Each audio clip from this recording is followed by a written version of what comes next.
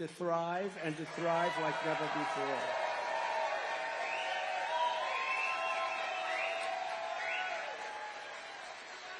So we're here today at Drake Enterprises, a family-owned, beautiful place. They gave me a tour. I said, this place is beautiful. I said, come on, let's go. I got to go fast. I got to make a speech. It's all over television, this speech. You know, we're competing with the job candidates. They're all running for a job. No, they're all job candidates. They want to be in the, they'll do anything. Secretary of something. They even say VP. I don't know. Does anybody see any VP in the group? I don't think so.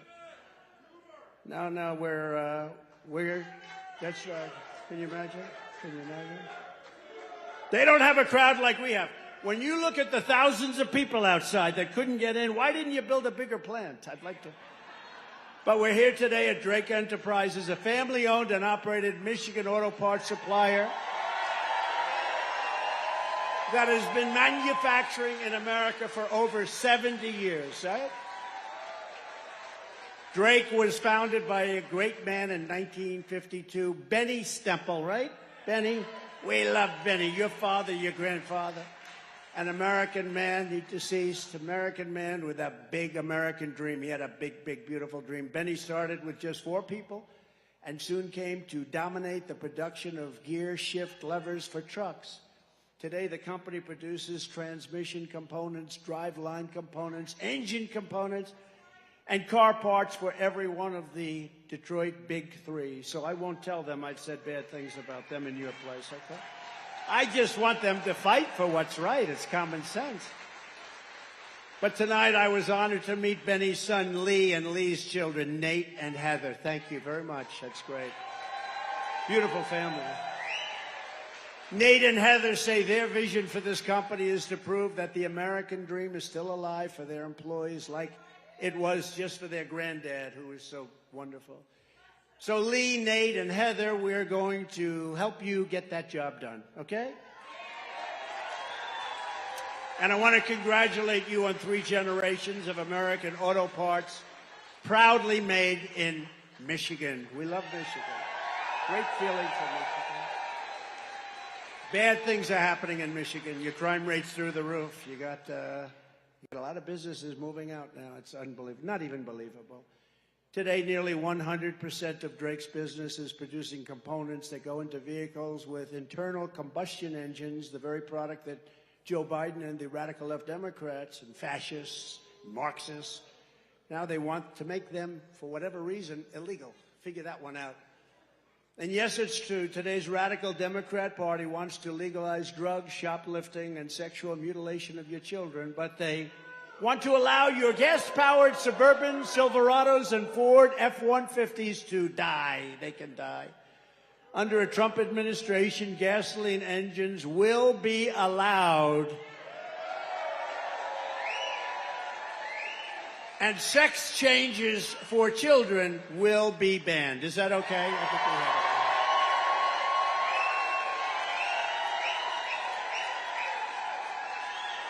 it. Can you believe it? Mutilization. You know, if you said 10 years ago, 15 years ago, we will stop the mutilization of children, somebody would say, what the hell is he talking about? Today, you have to say it because that's what they're doing. Mutilization of children without parent consent. The whole thing is insane. The country has gone insane. You know, a lot of it, they say, you're very conservative. I say, no, I'm a person of common sense. It's not conservative. It's not, it's common sense.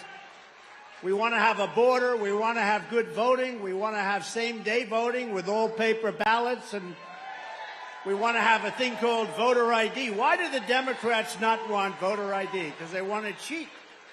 We want to have voter ID. But if crooked Joe Biden gets his way, Drake employees and countless other auto workers and suppliers will really be decimated. I don't know. I hate to tell you what's going to happen, but you know what's going to happen. We're going to stop it. By most estimates, under Biden's electric vehicle mandate, 40% of all U.S. auto jobs will disappear. Think of this, in 1 or 2 years. Think 1 or 2 years. That's what you have to be talking about, not you're going to get X dollars an hour.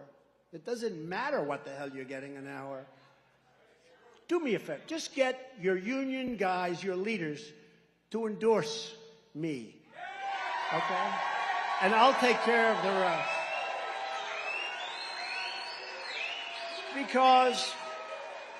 Because in looking over the statistics now, they're saying, but the real number will be 100%. Because under Biden's mandate, the entire car industry will be packed up and shipped to China, which controls over 80% of the supply chain for electric vehicle batteries. They control the whole thing. So they think close to 100% of the business will be gone. Every time Joe Biden and the UAW's political leadership talk about a fair transition to all electric cars, American labor will be under siege. It's not going to work for you. It can't work.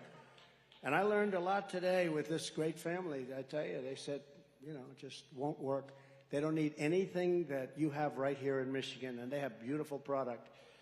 There's no such thing as a fair transition to the end of your way of life. You're going to lose your beautiful way of life. For auto workers, Biden's forced transition is a transition to hell. It's a transition to hell. It's a transition to unemployment and to inflation without end. The inflation that you have now, we didn't have inflation.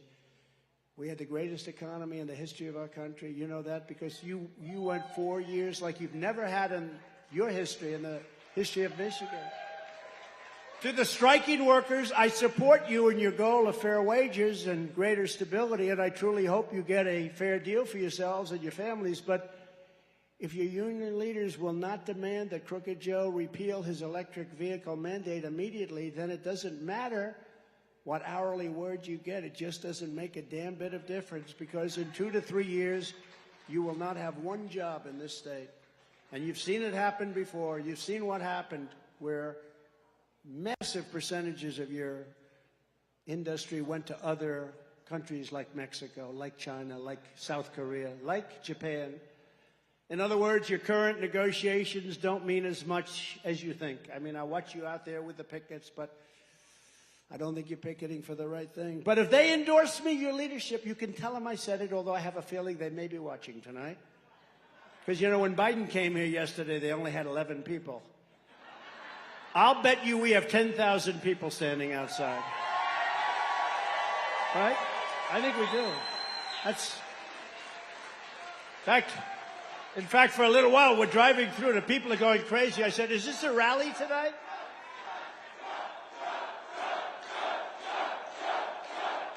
Thank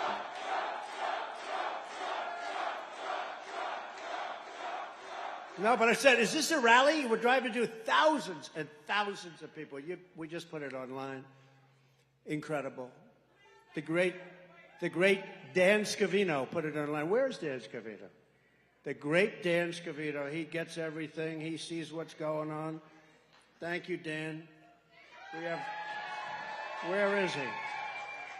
One of the greats of all time, most powerful men in politics. He controls the internet. The great Dan Scavino. Get over here for the cameras, Dan. Get over there.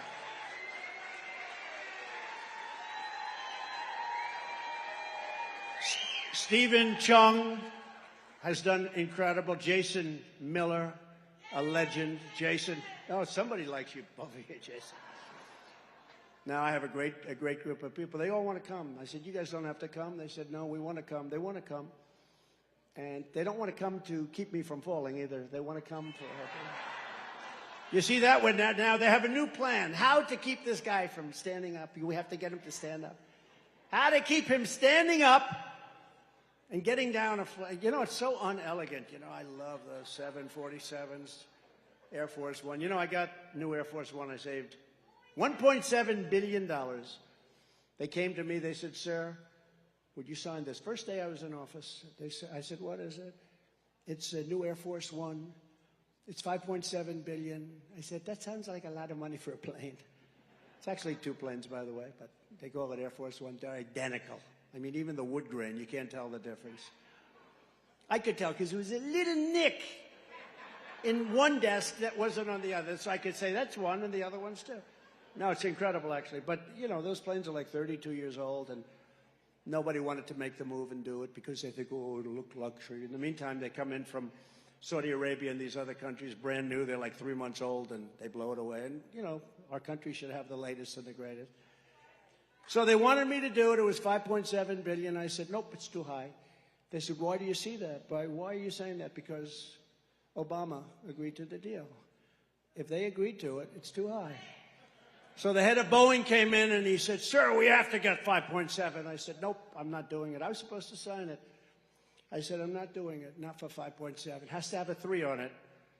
I didn't know what that meant, except I knew it was a hell of a cut, right? Right? Right, Al? So they said, sir, we're not going to do it. We're not going to do it. We'll take off $400 million. That was pretty good. I said, you know, I've been doing this for about 3 minutes, and I got $400 million. Can you imagine the money these people make doing these plans? So I said, no deal. I said, no deal. And it's got to have a 3, got to have a 3. And I held out, and they called up 2 weeks later. I said, what do they want? And they were calling. They said, sir, we're going to take another $300 million, that's $700 million off. And I haven't done anything. Probably worked for about 2.5 minutes, and I got 700. And I just said no, and I sort of forgot about it. A month and a half later, they called me up. Sir, we'll do it for $3,999,999,999.99, right? And I said, you have yourself a deal. So I saved $1.7 billion on that plane. I was very proud of it. Does anybody give me credit for that? No. Does the fake news call me and say, what a wonderful thing you did? No. That's okay. That's okay. But your leadership should endorse me, and I will not say a bad thing about them again, and they will have done their job. They will have done a proper job. In fact, if they endorse me, they will have the easiest labor leadership job anywhere in the country. They just have to sit back and watch as our auto industry reignites and booms. That's what's good. They don't even have... Right? I mean, how can they go with this guy? Can't find his way off a stage. I'm looking at these, you know, I always sort of look at stages now. I get a little, because I say, you know, how the hell do you not find your way? So every once in a while, I'll be in the middle of the speech, I'll look, stairs there, stairs there. And I say, how the hell does it work that you can't find your way off a stage? How does that work? But he can't. Joe Biden is surrendering our auto industry to China, just like he surrendered our borders to the cartels and he surrendered Afghanistan in the most embarrassing weekday time period in the history of our country. He surrendered to the Taliban, took the military out first. You don't take the military, you take the military out last. So tell your UAW leadership, no problems with them. But they have to endorse Trump, because if they don't, all they're doing is committing suicide. And honestly, you don't want that to happen, because they're committing suicide on the back of your jobs, and you can't let that happen.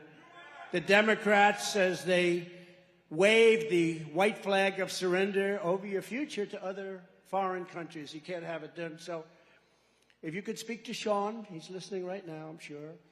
Sean, endorse Trump, and you can take a nice 2-month vacation, come back, and you guys are going to be better than you ever were. You don't even have to worry. Because the other way, you won't have a vacation, Sean. And in a short period of time, you're not going to have a union. You're not going to have jobs. You're not going to have anything. You have the strongest you've ever had. You're going to do great. You're going to do great. And it's so easy. It's common sense. Again, it's common sense. But unlike them, I will never surrender. I'll never surrender for you. And the American worker never surrenders either. Never. But you need leadership. You know, it's nice to say you never surrender, but you need direction and you need leadership. Crooked Joe puts China first, Mexico first, Ukraine first, Europe first, Asia first, illegal aliens first, environmental lunatics first, puts everyone else first. But he puts America last, he puts our workers last, he puts the UAW last. He puts our industries last. He puts your families last. He puts everything. He does put your children last, yeah. When you think of it, Probably they should be at the top of your list. Thank you very much. I'm going to use it. Do you mind if I use that from now on? Who said that? That was very good. He puts your children last. That's going at the top of my list.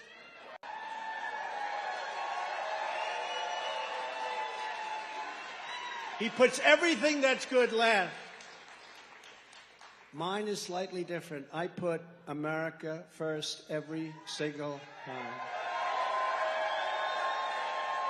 So let me say to every UAW member and skilled workers all across our nation, Joe Biden, the Democrat Party, and their political cronies, cease to serve your interests a long time ago. They don't care about you. I mean, he came here yesterday. What did he have? 9 people, right? 9. We have 9,000 people outside. All right, this is Andrew Kraft here. We are at the top of the hour. Just wanted to check in with some of our viewers here. You are watching former President Donald Trump right now. He's been speaking for about 45 minutes there in the Detroit area to many of his supporters, some of whom are UAW workers there who have been on the picket line. So just wanted to reset at the top of the hour. We're going to continue with this live coverage of former President Trump's remarks. Let's keep watching. That you've never even heard of. And just like you're fighting for your rights and your American dream, I'm fighting for my rights and fighting for my freedom against the coordinated, corrupt, very politicized forces of evil. I've never seen anything like it. It's weaponized justice. We have a weaponized justice system. I want to indict. Think of this. I want to indict my political opponent. He's beating me. We got to indict him. I think, you know, that works 2 ways, because when the next one gets in, let's hope that's me. And I'm sure I'd never do a thing like that. I wouldn't do it. I would not do it. But you have an opponent and you say, let's indict him. And because people know me so well, we know each other very well, my ratings and my approval numbers went up. I'm the only person that ever got indicted where my numbers went up. It's a weird... That's because you know me. I didn't take a salary. I worked my ass off. And we did a phenomenal job. We did a phenomenal job for this country. But for the first time ever, I never thought they indict their political opponent. And what that does is it sets off a chain of events that's very dangerous in future years. It could happen to them very easily. The reason Crooked Joe and his thugs are trying so hard to stop me is that in my first term, I disrupted all of it. Oh, did I disrupt? That was called major disruption. And in my second term, which we're sort of having now, but I don't want the results, right? I don't want the results of this second term. This second term is a disaster for this country. Worst president, think of it. There's never been a president like this. I say that you could take the 5 worst presidents in history, add them up, and he's done a worse job than all of them added up. But now I'm changing it. I think I can make it to 10, because nobody, you look at our border, you look at everything, you look at our woke military. I defeated ISIS. Our military was so great. I rebuilt it. But you look at what's happening in this country, it's horrible. But in my second term, we'll finish the job, and we'll get rid of the cheaters, the liars, the scammers, and the criminals. They'll lose their grip on power once and for all. So if you want to save your livelihoods and your way of life, then you need to send a message and join the ultimate strike against the globalist class by casting your vote for a gentleman known as Donald J. Trump in the most important election of our lifetime. I believe this will be the most important election in our lifetime. You know, I used to say that in 2016, and I totally meant it. This blows it away. We're going to lose our country. We're going to lose. We've got probably 15 to 18 million people, the real number, pouring into our country. We have a disaster in Ukraine that would have never happened. We have a potential disaster with Taiwan, China, that would have never happened if it happens. But boy, they are circling. I'll tell you, they want it so badly. And they saw what happened in Afghanistan. They saw what happened with the Taliban. And they say the people they have there now are grossly incompetent. Putin would have never done it. President Xi would have never done it with me. We talked about things, a lot of things. They would have never done it. They wouldn't have done it for another reason also. In the case of Russia, the oil prices would have been so low that they wouldn't have been able to afford it, because you would have had $40 a barrel oil, and at $40 he could not have prosecuted the war. But at $115 he made a fortune and makes a fortune with the war. It's up there again now. I don't know if you've been watching. It's getting up there again now. So give me 4 more years and I will give you the end to this horrible globalism that's killing our country. I'll give you the return of the United States of America as the greatest and strongest industrial nation in the history of the world. Together we will dismantle the corrupt power structure that has feasted on the suffering of the American auto worker and the workers of any kind, not just auto workers, workers of any kind. We will cast from power the financial forces that have turned American cities into ghost towns to build skyscrapers in Beijing, China. We will wield every lever of government to defend you and to hold accountable those who have profited from the betrayal and suffering of the American factory workers. So sad to see. As your 47th President of the United States, I will be your protector, I will be your advocate, and I will be your greatest champion, the greatest champion that you've ever had.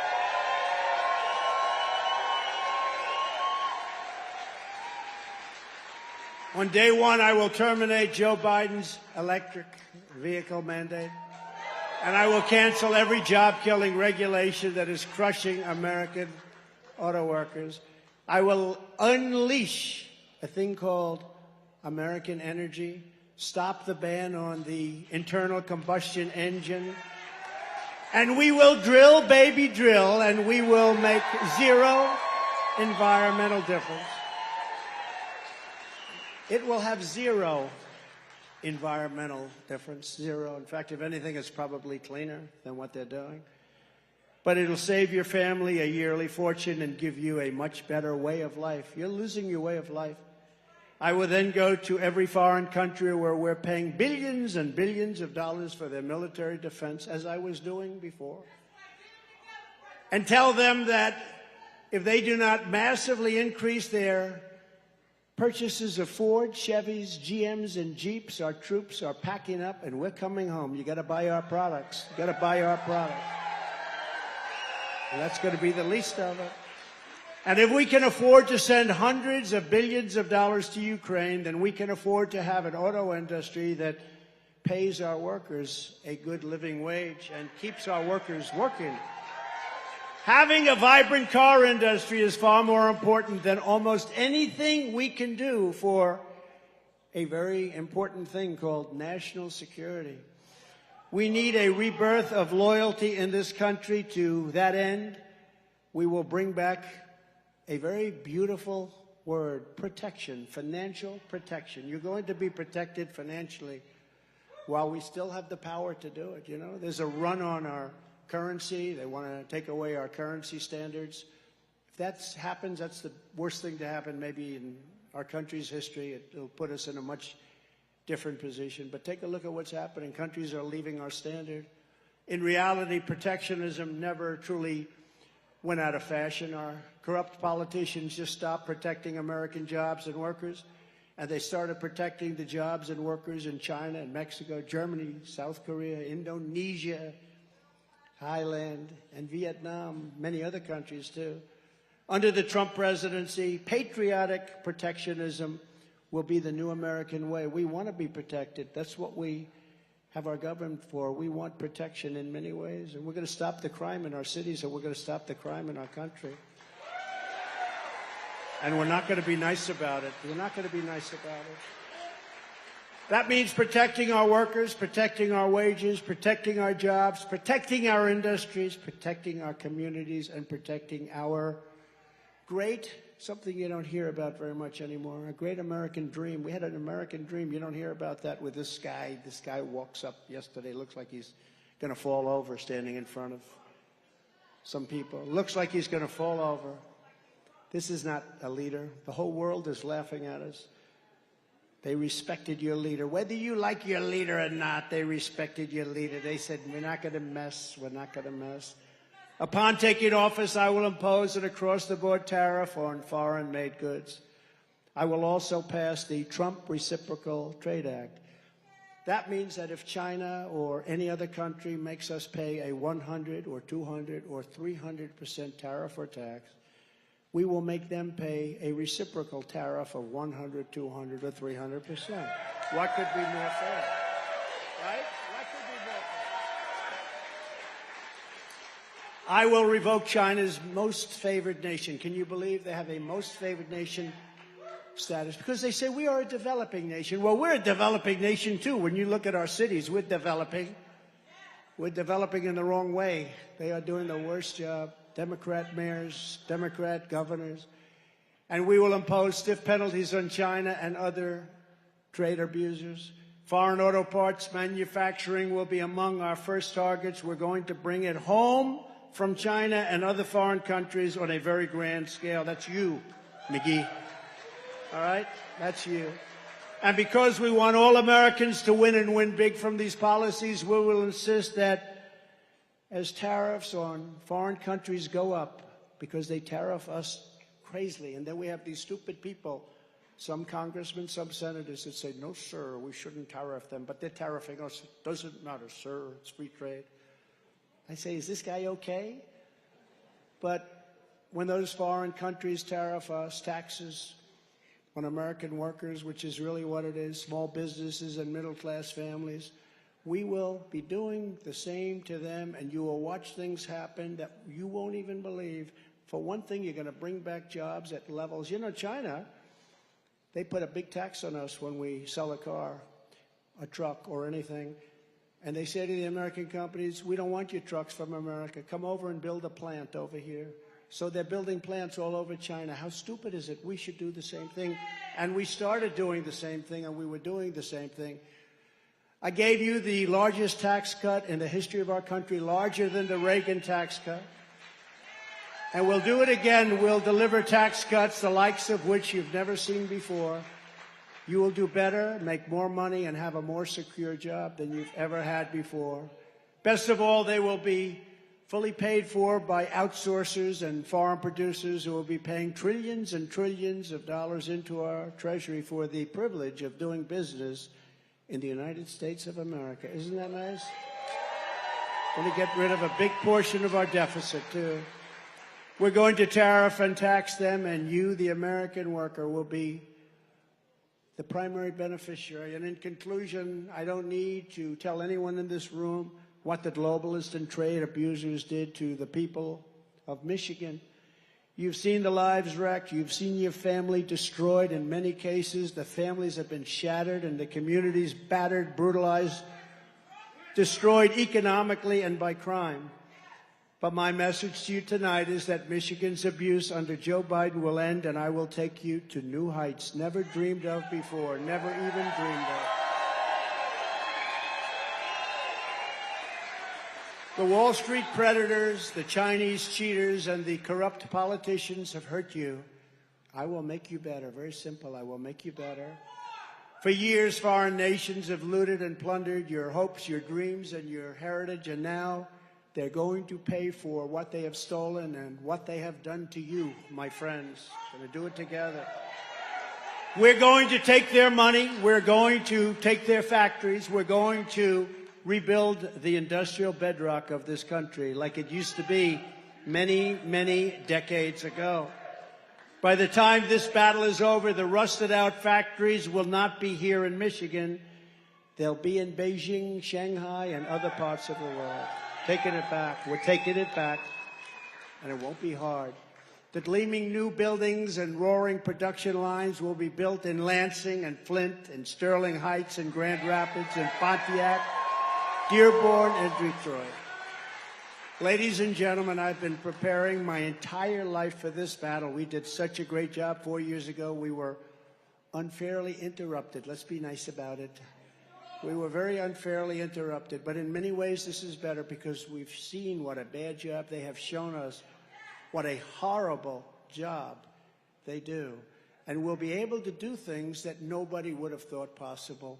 And people won't be complaining even a little bit, because between crime and all of the jobs that have been stolen from us and all of the factories that have been closing, all of the bad things that have been happening, with Afghanistan and with Ukraine and with everything, people will say, wow, we want these changes to be made. We want these changes to be made very, very quickly. Just 3 years ago, we had a great economy and the strongest borders in our country's history. We had the best, strongest in our history. We were energy independent, soon to be dominant. We had no inflation. We had a rebuilt I rebuilt the entire military, United States military. We gave $80 billion. Think of it, brand new tanks and planes and goggles and 700,000 guns and rifles, 70,000. You make cars? Who has a used car lot with 70,000? And these are nobody. If you have 500 cars, they tell me that's a lot. You have 70,000. And these are armor plated in many cases. These cost millions of dollars apiece. Many cases. We gave them 70,000. Do you know that Afghanistan is one of the largest sellers of weapons in the world right now? Can you believe it? They're selling all of this stuff that these guys just gave them. How stupid are we? How stupid are we to allow that? We were getting out. I was the one that got it down. We were going to keep Bagram, the air base, because it's right next to where China, forget about Afghanistan, where China makes their missiles, nuclear missiles. It's 1 hour away. We were going to keep that. They ran from it. They ran from it. They left it. They left the lights on. They left the dogs, by the way, for those people that like the dogs. It's a big question. They left the dogs. But we were going to keep that. We were going to do a job, and we were going to be out. We were getting out with real dignity and strength. We weren't going to lose those 13 incredible souls that I met the parents and family the other night. They're incredible people. They're so devastated.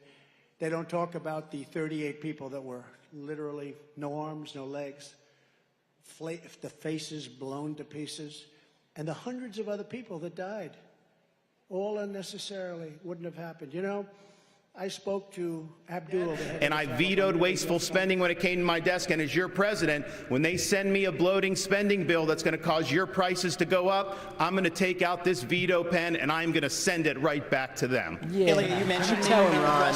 Look who put his big boy pants on and decided to attack Donald Trump for the first time ever. It's on the minds of a lot of moms and dads and Americans, and I know that you've been thinking about it because child care costs, they are up. They're topping $10,000 per month. Some families are spending up to half of their income on childcare, and they're having to decide, is it worth it for me to work, or does it not make sense for me financially? In 3 days, the billions of dollars in pandemic-era funding is going to end, and 70,000 daycares could close. So you had an effort to broaden eligibility for child care assistance. That fell apart last year. And for the moms and dads out there who are worried, what can you tell them if you weren't able to get it through the Congress? How could you do it as president? Certainly one of the things I did as a member of Congress was to make sure that we protected the Head Start programs around the country, giving people the opportunity to pick and choose the place that they send their children. The challenges that we see today under the Biden administration is that the cost for daycare has gone over $15,000 per child. In the Build Back Broker plan, he called it a Build Back Better plan, it was going up to $29,000. The way we fix that problem is to make sure that we actually cut taxes and give more Americans their money back. When I helped write the Tax Cuts and Jobs Act, we actually lowered a single mother's taxes by 70% on the federal level. For dual income households by 60%. Then we went a step further. We doubled the child tax credit and made it refundable. By doing that, more parents had more resources to make the decisions how to take care of their family. The one thing we should do is let the American people keep their money. When that happens, the greatest opportunities rise from the ashes. Okay, I'm going to give you 15 seconds. Go ahead. And then we're going to the border. Ilya mischaracterized a part of my view. I think this artificial division is unhelpful in our party. The real divide is not between the Republicans on this stage. And in the Reagan Library, I want to say these are good people on this stage. The real divide is between the majority of us in this country who love the United States of America and share our founding ideals. free speech, meritocracy, the idea you get ahead in this country not on the color of your skin, but on the content of your character, and the fringe minority in the Democrat Party that has a chokehold over that party. That's the real divide. Right. So this populist versus classical debate is artificial. Ilya? We need to unite this party. Can I speak about the administration? We are going to talk about immigration and the border and child care. We have I think we're going to go on. You have to. They're like, shut up, Doug. We want to talk about the We're going border. to get to you. We're going to come back to you. There's a lot of time. We're about child care. Nobody answered the question. In North Dakota, They're like, shut up, Doug. knew We that don't the care cliff about was coming. child care. We knew that there was going to be millions of people without it, and so guess what? We planned. Okay. And when we passed legislation because Sir, we will is get you some questions, but you're going to have to let us move on. We are going to the border next. child care sir, is Ilya, workforce please. infrastructure. I'm I haven't been gonna given a start chance to with the respond. question. In 1984, President Ronald Reagan said the following. The idea of amnesty for those who have put down roots and who have lived here, even though some time back they may have entered illegally. 2 years later, President Reagan granted amnesty to nearly 3 million immigrants, something no Democrat or Republican president has done since. Governor Christie, as governor of a non-border state in 2010, you supported a path to citizenship. But when you ran for president in 2016, you flipped, saying immigrants should be tracked like FedEx packages. Where do you stand now on a path to citizenship for 11 million of undocumented immigrants? Well, the problem is that since no one has done anything since we first had this discussion 13 years ago, we're not in a position to be able to do any of that anymore. What we have to do now is first treat this like the law enforcement problem it is. Our laws are being broken every day at the southern border, every day. And Joe Biden and his crew is doing nothing about enforcing that law. They are letting it go. And by the way, they announced during the presidential race they were going to let it go. And we need to have a president who acts like I did as governor, enforce the law first and foremost. And that means what I'll do on day one is sign an executive order to send the National Guard to partner with Customs and Border Patrol to make sure that we stop the flow of fentanyl over the border, but also to make sure that we send a much different message. We want you here in this country to fill the 6 million vacant jobs we have, but only if you come here to follow the law and only if you come here legally. If you come here illegally, we will apprehend you and we will send you back across the border from which you came. And the fact is that until we set a law and order agenda in this country, not only now but in the future, we won't be able to continue this. And I'll tell you this. Donald Trump failed on this as well. He said he was going to build a wall across the whole border. He built 52 miles of wall and said Mexico would pay for it. Guess what? I think if Mexico knew that he was only going to build 52 miles, they might have paid for the 52 miles. Thank you, Governor. All right, Governor Haley. Not a bad line. Most illegal immigrants are coming from countries south of the border. You've seen the Fox News drone. It's captured this steady stream of people coming into the country on a daily basis. In fact, I believe we have a live picture of it tonight. That is happening right now, live. In the last decade, the U.S. has spent nearly $55 billion to address the root causes of migration. But crime, poverty, and corruption, they persist, and the number of migrants is only growing. Are we wasting our money?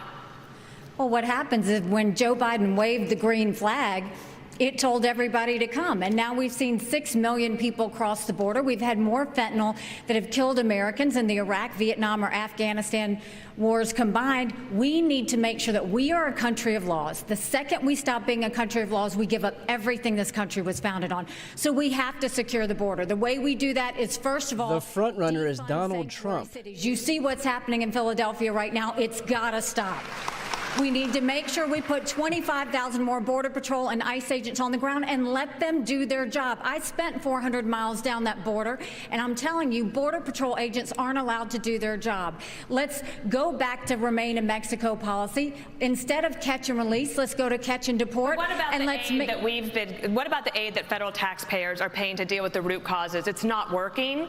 The Or is only it? aid that we should be spending right now is to secure the border, the southern border, the northern border, period. You would cut we off need aid to to the keep region? Americans safe, and right now Americans are not safe. Only when we fix the immigration system, only when we get the border secure, should we ever look at putting any more money into this. Our money should be about keeping Americans safe. We're not doing that. Joe Biden. Just a quick thing. When you cut off aid to South America, what do you think is going to happen? It's going to send people up to the north. To change the budget process in 4 years, in 40 years. Congress has only delivered a budget on time 4 times in 40 years. right. If they don't keep the government open, they should not get paid. No pay, no budget. That's the way we should. Governor DeSantis, we have a question for you. Governor DeSantis, China invested $12 billion in Latin America just last year. They signed strategic partnerships with 7 countries, including Mexico. And China's military ties to the region now include arms sales and training exercises. Are you comfortable with China deepening ties with our southern neighbors? Of course not.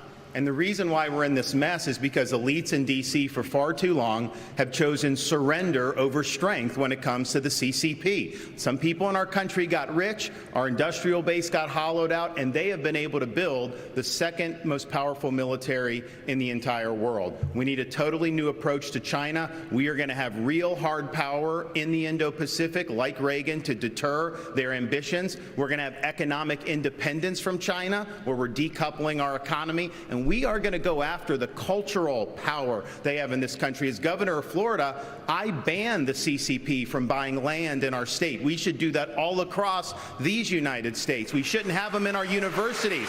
We shouldn't have Confucius Institutes. So you see a country in decline, our power's in decline.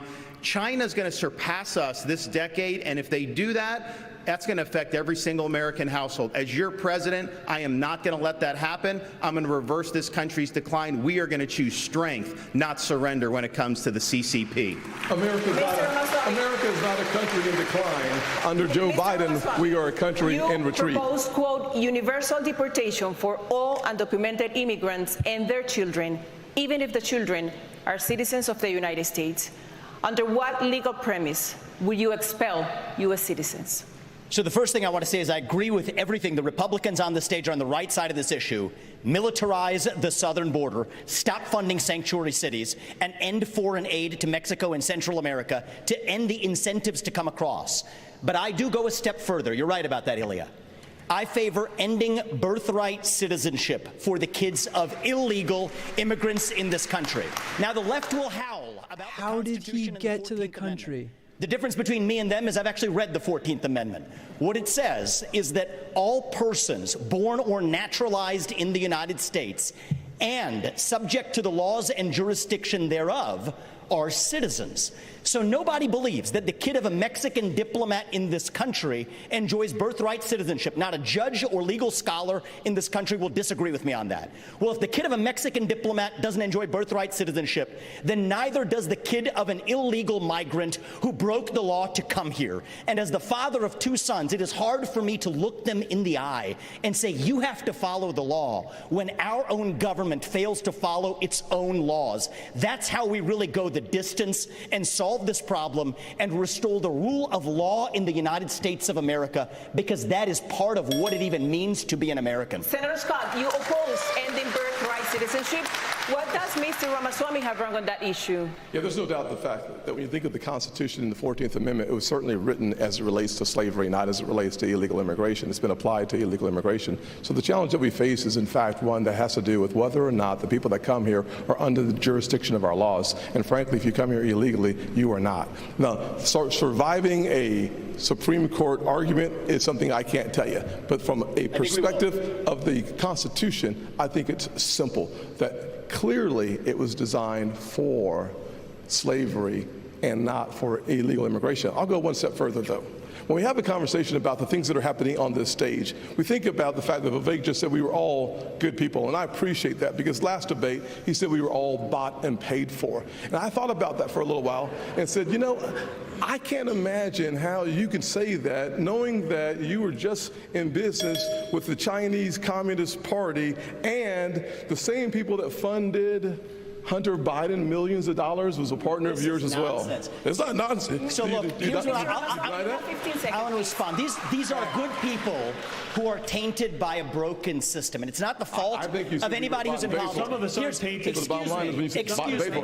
Thank you for speaking while I'm interrupting. While I'm speaking. You said Bob Painful. If I may finish. You can't be on both sides. Gentlemen, you'll have your turn.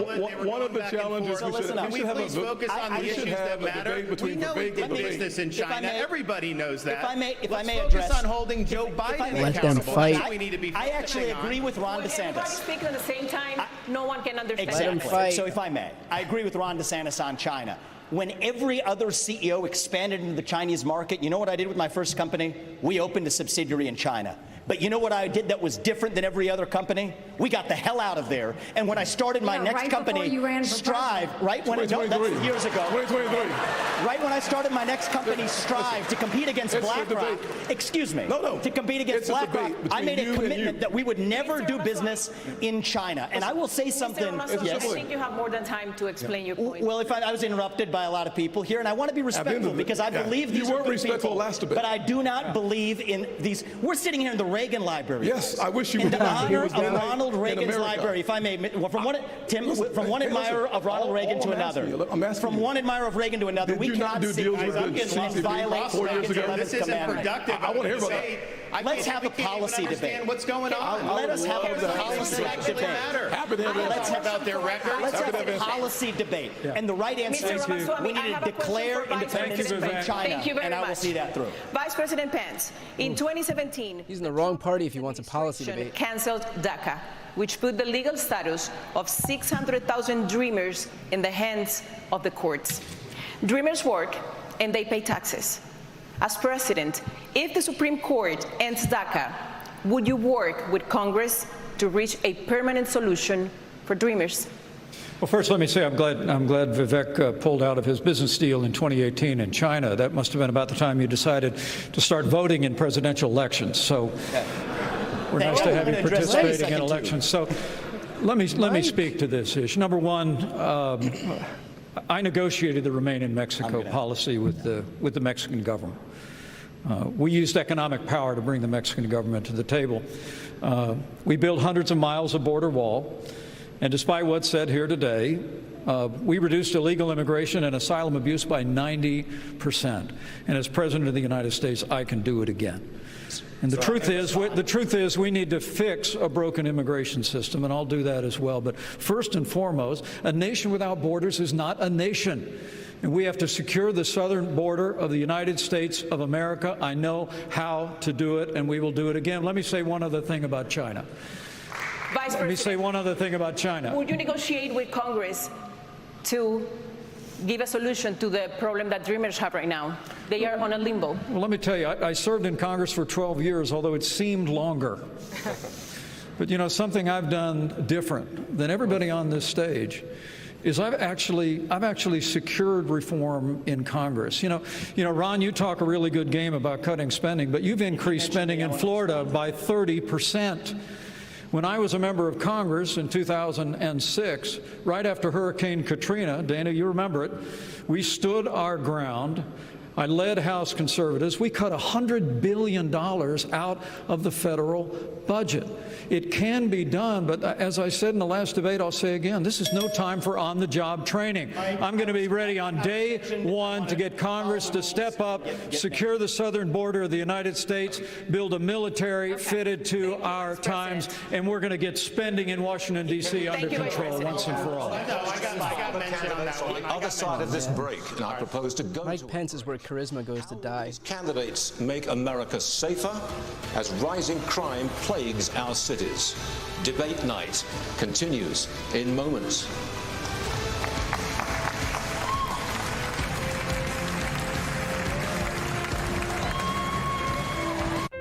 I'm Patriotic Kenny. Okay. So that was the first segment of this debate. That is exactly as much of a dumpster fire as I anticipated it would be. Just a few points that I think are worth repeating. You know, I forgot who it was, what candidate it was that said that we should eliminate all aid except to the northern and the southern border to secure the borders. What happens if you eliminate all aid, all humanitarian aid to South American and Central American countries? What do you think is going to happen in those countries when those countries no longer have aid to keep their people there? Where do you think they're going to go? You think they're not going to go north? You think they're not going to go to the United States? That's why presidents of both parties and legislators in both parties have always known that if you continue to fund these countries, if you continue to give humanitarian aid, that is actually the best tool we have to prevent people from migrating up north. Because when they don't have the resources in their own countries because we've blocked aid, they have to leave. That's how it works. And so these people are just full of just empty rhetoric, just these talking points like secure the border, cut off all aid except for the border. What's going to happen when you have millions of people migrating north because they can't afford to live in their own countries, because their own countries don't have the opportunities there because we've decided to cut off aid? Then what are we going to do? Then how many agents at the border agents are we going to have to hire? How much more money do you think we're going to have to spend? This is the most cost-effective way to do it. But everyone's so wrapped up in their talking points and their xenophobic talking points that all they do is just scream platitudes like cut off all humanitarian aid except to the northern and southern border. We will spend more money completely closing off the border and protecting the entire border than we would if we just gave them aid. And by the way, made sure that those countries could sustain themselves for the future so that we're not just staving off some inevitable exodus up north. By the way, for those who are just joining, we are in the first break of the Republican debate. If you want to support this stream and support what I do, please make sure to subscribe. It does not cost you anything. That is the best way to support my work. It's the best way to support this stream right here. Again, it doesn't cost you anything. Just hit the subscribe button. I would really appreciate it. So we'll get back to this debate in just a moment. We're on our first commercial break. Right now, it's been largely the same as what we saw last time. It's Vivek Ramaswamy trying to basically occupy the Trump lane, trying to be, more of the chaos candidate. He seems to be the target for a lot of these Republicans' attacks. Chris Christie only seems to be able to exist within the confines of being able to attack Donald Trump. So I doubt that this debate is going to do much for Chris Christie. It is interesting. Mike Pence has had a few zingers there. He's come out swinging against Vivek Ramaswamy. We really haven't heard much from Nikki Haley, other than just, her trying to make this into a bit of a policy debate, but I think she is in the wrong party if she's looking to make this a policy debate.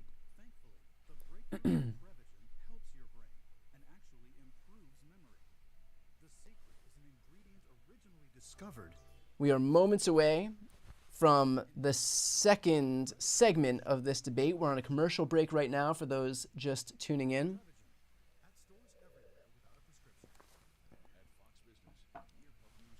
It was interesting, within 30 seconds of the debate starting, a lot of these, the first question was about the United Auto Workers strike.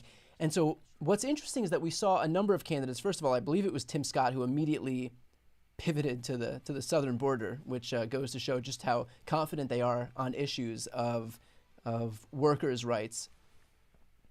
And welcome back to the Reagan Library for the second Republican presidential debate. I do want to just remind everyone, there's 1 minute for questions, 30 seconds for a follow-up, and the more you mention each other, that means the fewer questions you're going to get. Okay, so we want to talk about crime. This has been a horrendous problem in our country. The Fox News and others have been covering it. Governor Christie, crime in major cities is striking fear into the hearts of Americans. Just last night, looters took over the streets of Philadelphia. You said in the last debate that you would use U.S. attorneys to prosecute crimes local prosecutors won't. But they are stretched as well, and they could not handle all of the lawlessness, the shoplifting, all the carjackings, the armed robberies. They're all surging. Progressive prosecutors were elected by their constituents, and they can't be fired by a president. So what would you do to end the revolving door of criminality? Well, look, Dana, I'm the only one on this stage who's done it. For 7 years, I ran the 5th largest office in this country at the U.S. Attorney's Office in New Jersey, and we set records for the number of prosecutions that we brought that still have not been broken. And the reason was that we went after the crime that was affecting people's lives. And as president, I will appoint an attorney general and instruct that attorney general that you are to put all the resources that are necessary to bring our cities back under control. The fact is, they will be stretched. There's no doubt about that, but that's what they take the job for, because they love the idea of enforcing the law. We've got to bring law and order back to this country, and not just in our cities. But we need the law and order back everywhere. We need law and order back in our suburbs. People are threatened there. We need it in our rural areas. People feel threatened there. And we need it in Washington, D.C. also. And Donald Trump should be here to answer for that, but he's not. And I want to look at that camera right now and tell you, Donald, I know you're watching. You can't help yourself. I know you're watching, okay? And you're not here tonight not because of polls and not because of your indictments. You're not here tonight because you're afraid of being on this stage and defending your record. You're ducking these things. And let me tell you what's going to happen. You keep doing that, no one up here is going to call you Donald Trump anymore. We're going to call you Donald Duck. All right. I want to ask Governor DeSantis, you fired a couple of prosecutors in your state, but as as president, you would not have the ability to do that. How do you think about dealing with the root causes of crime, especially this revolving door of the criminals that just get out and come back and commit another crime?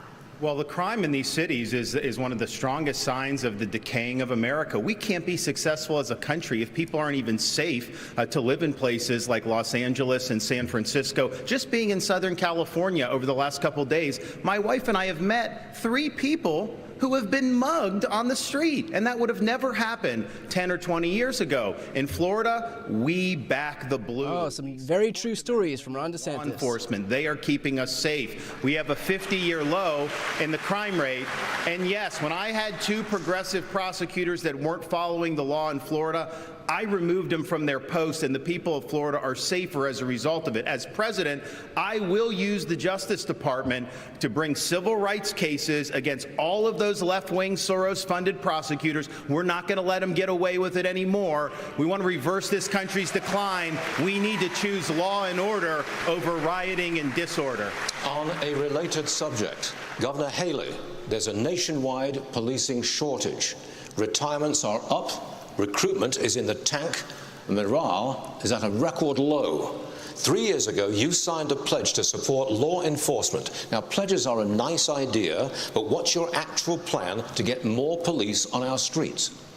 Well, and I actually did it in South Carolina, too. You know, what we knew in South Carolina was you take care of those who take care of you. We have to start taking care of law enforcement, but it's not just taking care of them with words. It's making sure that you also follow through on what they do. Right now, we have a lot of stolen guns on the street. Well, these law enforcement officers, they arrest these people, and then they go and they're let out the very next day. So law enforcement feels like no one has their back. We have to start prosecuting according to the law. We have to make sure we have the backs of law enforcement, and we have to make sure that we're a country of law and order. But I want to go back to China because I don't think we spent enough time on that.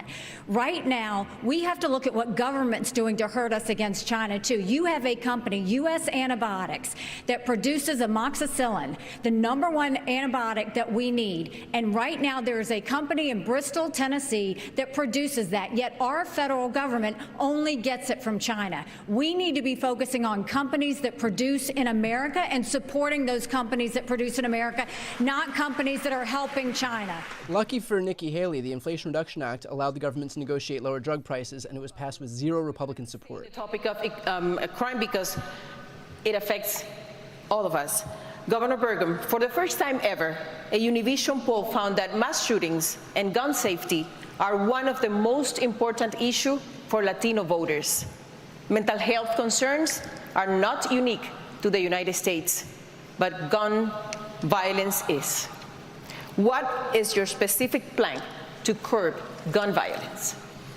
Well, first we need to understand is I think that the liberal left seems to be just completely bent on prosecuting law-abiding citizens that are gun owners, because every solution they have to this is take away the Second Amendment rights of Americans, and somehow that's going to solve the problem. But all these cities that we're talking about that you showed the videos of tonight, they have some of the strictest gun laws in the country.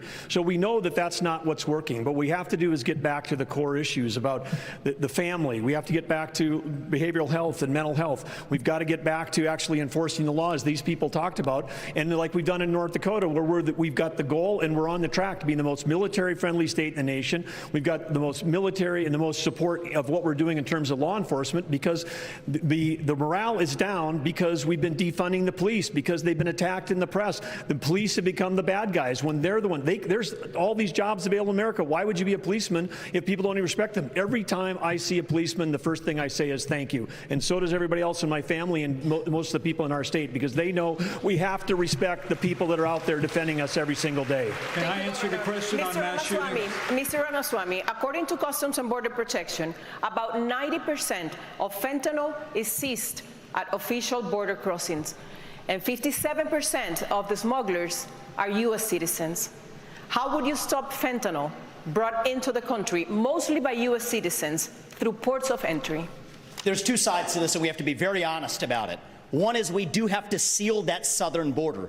Building the wall is not enough. They're building cartel-financed tunnels underneath that wall. Semi-trucks can drive through them. We have to use our own military to seal the Swiss cheese of a southern border. But we also have to be honest. There's a demand-side problem in this country, too, a mental health epidemic. I met family in Iowa, two parents, Kathy and Derek. They lost their son, Sebastian, 17 years old. He bought Percocet on Snapchat, and then he died. Why did he die? Because it was laced with fentanyl. That is closer to bioterrorism, not a drug overdose. That is poisoning. So it is our job to make sure that never happens. But it's also our job to make sure that 17-year-olds don't turn to Percocet via Snapchat.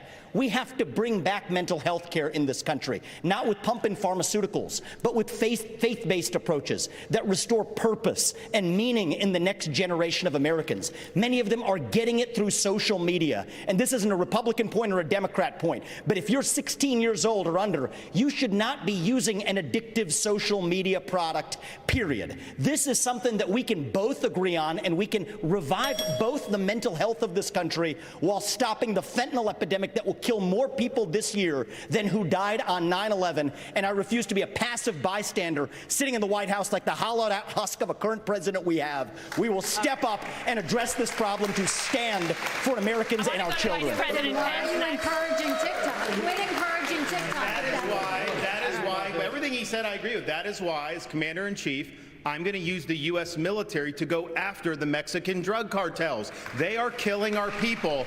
And the stories that I've seen... Correct me if I'm wrong, but isn't Vivek really heavily featured on TikTok?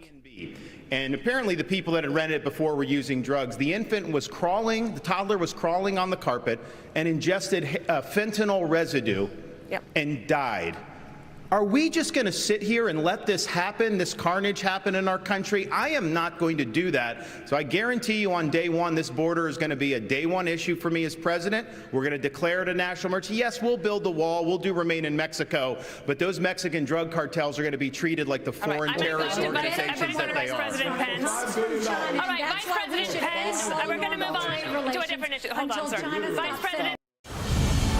Make memories with Get Your Guide. Unforgettable travel experiences. Repeal all Obamacare mandates. However, you also made that same promise in 2016. And at that time, Trump-Pence had congressional majorities for at least the first 2 years, and you did not deliver on that promise. So Obamacare, right now, it is more popular than ever. Why should Americans trust you, if you become president, to fix that, or is Obamacare here to stay? Well, first let me speak to the mass shootings issue, and then I'll answer that question. It's an important one, Dana.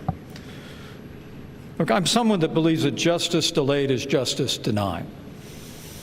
And as a father of three, as a grandfather of three beautiful little girls, I am sick and tired of these mass shootings happening in the United States of America. And if I'm president of the United States, I'm going to go to the Congress of the United States, and we're going to pass a federal expedited death penalty for anyone involved in a mass shooting so that they will meet their fate in months, not years. It is unconscionable that the Parkland shooter, Ron, is actually going to spend the rest of his life behind bars in Florida. That's not justice. We have to mete out justice and send a message to these would-be killers that you are not going to live out your days behind bars. You're going to meet justice in this system. But does that mean Obamacare is here to stay?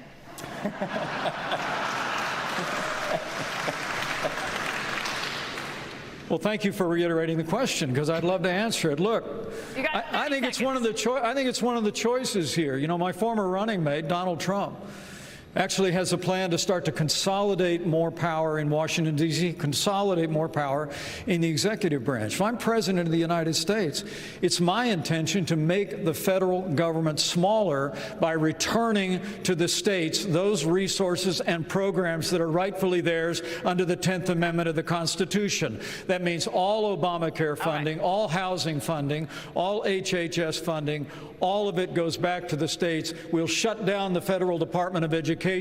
We'll allow states to innovate. We're going to revive federalism in America, and states are going to help bring America back. But Stu, go ahead. May I remind everyone to keep within their time frame so that we can get as many questions in as possible. This question for Governor DeSantis. Over 26 million Americans don't have insurance coverage. Governor DeSantis, 2.5 million of them are in your state. That's worse than the national average.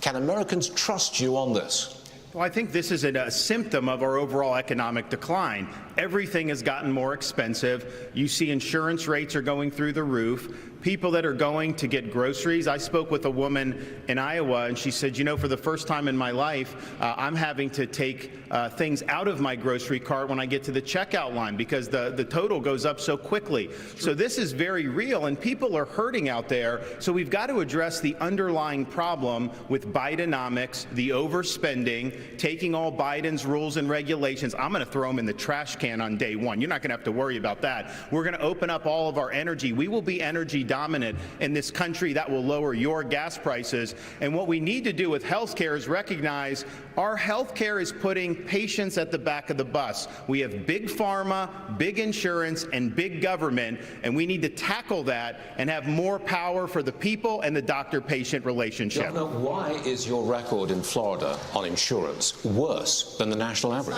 Our state's a dynamic state. We've got a lot of folks that come. Of course, we've had a population boom. We also don't have a lot of welfare benefits in Florida. You know, we're basically say this is a field of dreams. You can do well in the state, but we're not going to be like California and have massive numbers of people on government programs without work requirements. We believe you work and you got to do that. And so that goes for all the welfare benefits. And you know what that's done, Stuart? Our unemployment rate is the lowest amongst any big state. We have the highest GDP growth amongst any big state. And even CNBC, no fan of mine, ranked Florida the #1 economy in America. Governor, we're moving on.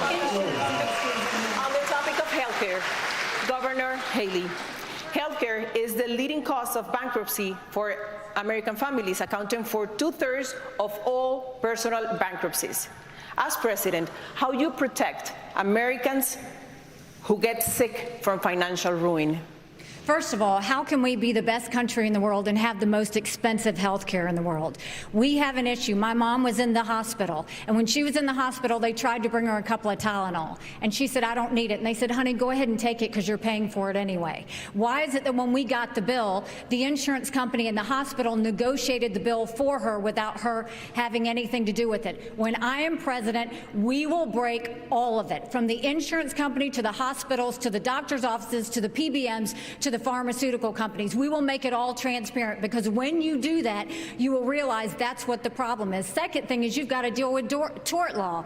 The doctors don't give you the 10 tests because they want to. It's because of the 90% chance they'll get sued. And then we need to bring competition back to healthcare, get rid of certificate of need systems, and make sure that they can compete. We have to put the patient in the driver's seat. They've been in the back seat for way too long. And once we give the patient the ability to decide their health care, deciding which plan they want, that is when we will see magic happen. But we're going to have to make every part of the industry open up and show us where their warts are, because they all have them, and we need to fix this on behalf of the American people. And that's what we would have been able to negotiate lower drug prices years ago, but thank God the Democrats passed the Inflation Reduction Act. That's the only reason we can now. We have the most expensive, and not a single Republican voted for it. It's because the federal government got involved the same way they did with EVs, and they said, we're going to subsidize a particular kind of software back in 2008 under Obama, and they said, hey, we're going to do this. It's going to make everybody more productive. All of you that are watching have been to a doctor's office when the doctor's got his back to you and their hands on a keyboard. The only industry in the world that's ever absorbed $1 trillion of IT and became less productive, they saw less patients per day, is U.S. healthcare, because they were subsidizing a certain kind of technology. It wasn't about improving healthcare. It was about picking winners and losers.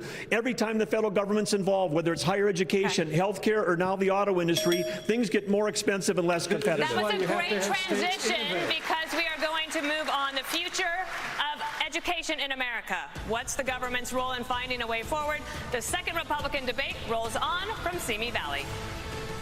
An informed patriotism is what we want. And are we doing a good enough job teaching our children what America is and what she represents in the long history of the world?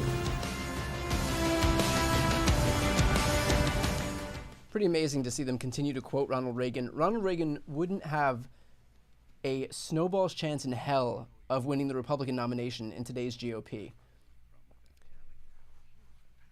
So, one of the points that I just wanted to make was this point about health care, and a lot of Republicans in this debate, a lot of these primary candidates have come forward and made this same argument that they want to be able to negotiate lower drug prices. The only reason that we can negotiate lower drug prices, and that there's only 10, by the way, I believe, is because of the Inflation Reduction Act. It passed without a single Republican vote. Even when these bills came up to the floor for narrow votes, just on individual bills, no Republicans support this stuff.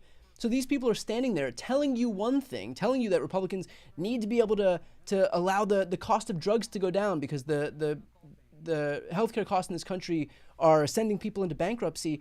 When they've had the opportunity to actually pass any of this stuff, none of them vote for it. And I'm not talking about just a few people. The Inflation Reduction Act passed with zero Republican votes. And the main components of that were just healthcare cost-cutting measures and also measures to put to give money to climate change.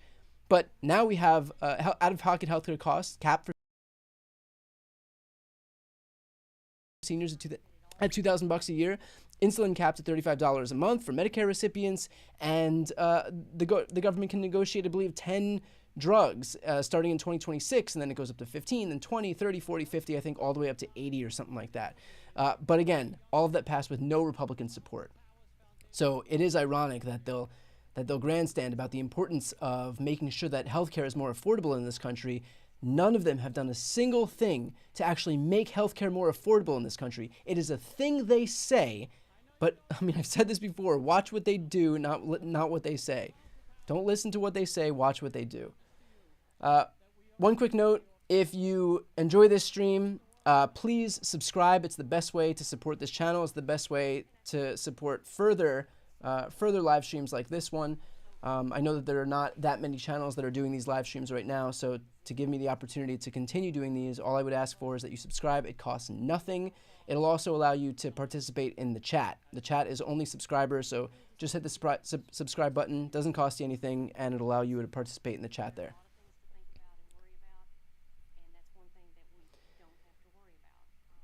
I believe we are halfway done with this debate here. Halfway done with this debate. It has been probably more policy focused than a lot of the Republican viewership has a stomach for. I would probably say that at this point right now, the winner is probably Donald Trump, considering the fact that if you combine all of these people's polling averages together, they still wouldn't be able to defeat Donald Trump in the Republican primary right now. So, I mean, it does seem to some degree a fool's errand. Also, at the end of the day, these people are debating policy. Donald Trump has zero intention of debating policy. He'll say whatever he thinks is going to help him win. He's come out recently and decided that he's going to be the common sense center on all things abortion. He'll say whatever it takes to get elected. He does not care about policy. The Republican base doesn't care about policy. It is a cult of personality, and Donald Trump is the only person leading that cult right now. So again, to some degree, this is a fool's errand. And I got to say, it's much more difficult to be able to pick a winner and a loser in this debate because it doesn't really seem like anybody is doing much of anything other than just shelling out the usual buzzwords and platitudes. I mean, it took, I believe, Tim Scott all of 30 seconds to turn a question about the United Auto Workers into fear-mongering about fentanyl on the border. At some point, people have got to grow tired of hearing the same buzzwords, the same platitudes, the same fear porn over and over and over again. All right, we are moments away from rejoining this debate. I believe we're halfway through. Again, if you aren't yet subscribed to this channel, please support this stream right now by just subscribing. Costs nothing to be able to do so, but it's the best way to support my work.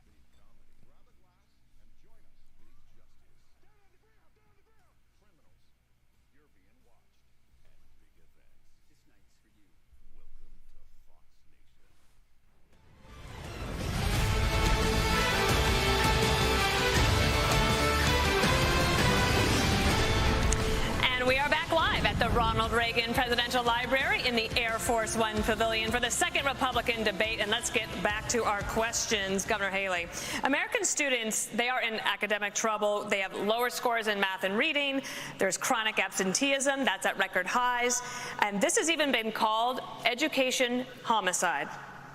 You say school choice is the answer, but South Carolina, your home state, still has not enacted universal school choice, and even the current expansion won't be fully implemented until 2027. Parents can't wait 4 years for a fix. So what would you do right now? Well, and school choice isn't the only answer, but I'll tell you it's not out of a lack of trying that we didn't try and get school choice in South Carolina. What I'll tell you, first of all, is we have to acknowledge the fact that 67% of our 8th graders are not proficient in reading or math. Over 80% of our 8th graders aren't proficient in history or civics. And recently they came out and said our 12 and 13-year-olds are scoring at the lowest levels they've been scoring in reading and math in decades. So the first thing we've got to do is we've got to make sure we catch our kids back up. We have to make sure they can read. A child that can't read by 3rd grade is 4 times less likely to graduate high school. We need to do reading remediation. We need complete transparency in the classroom. No parent should ever wonder what's being said or taught to their child in the classroom. We need to make sure that we have school choice so that there's competition. We need to move all the programs from the federal government down to the states and let states decide what education looks like in their states. Right. And we need to start building things in America again. Let's put vocational classes back in our high schools, and let's get our kids building the things that we know that we can make. When we start to focus on that and really bring in that parental involvement, that's when we'll start to see a difference. But we've got to get parents back included. We've got to quit spending time on this DEI and CRT and instead focus on financial literacy, on digital literacy, and on making sure that our kids know what they need to do to have the jobs of the next generation. Nikki Haley's state of South Carolina ranks 41 out of 50 on education. Maybe it's not DEI, because I don't think they have that in South Carolina. Getting high marks on their report cards. But minorities are not doing well with math and reading. Black and Hispanic students averaging 29 points lower than white students in New Jersey. Would you address minorities first? You have to address all students. And look, in our state, Stuart, frankly, before I was governor, that gap was close to 50%. And what we did was institute more charter schools and more Renaissance schools and more public school choice in New Jersey with innovative solutions in cities like Camden, where now we took what was the worst school district in America during my time, and we have now increased that by nearly 40% in terms of their proficiency. It can be done when you give people choice. But let's tell the truth to everybody about what this is. This public school system is no longer run by the public. It is run by the teachers' unions in this country. Randi Weingarten and her crew are absolutely strangling. They are taking the worst of their members and defending them rather than advocating for our kids. And when you have the President of the United States sleeping with a member of the teachers union, there is no chance that you could take the stranglehold away from the teachers union every day. They have an advocate inside the White House every day for the worst of their teachers, not for our students to be the best they can be. A President of the United States has to take on the teachers union. I did it in New Jersey, and I will do it as President of the United States. Is he saying that Joe Biden is sleeping with Joe Biden? Like sleeping with her? She's his wife. Are you guys having trouble seeing me? Florida's new Black History curriculum says, quote, slaves develop skills which in some instances could be applied for their personal benefit.